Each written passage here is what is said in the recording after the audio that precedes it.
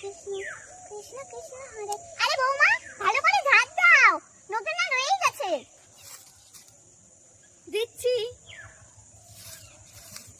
ও ক্ষমা করে দাও, ক্ষমা করে দাও, এদের জন্য আমি হরির নামও নিতে পারি না, ক্ষমা করে দাও, ক্ষমা করে দাও। হরে কৃষ্ণ কৃষ্ণ।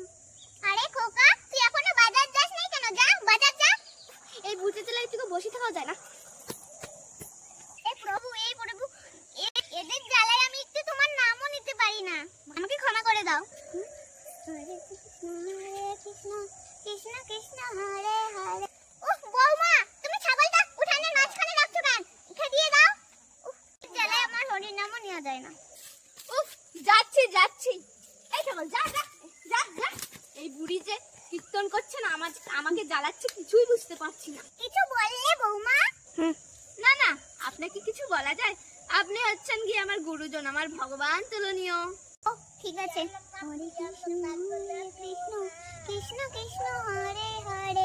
না, এই বুড়ির জ্বালায় আর এ জায়গায় থাকা যাবে না। আমি যাই, কয়েকটা রান্না চাপিয়ে দিই।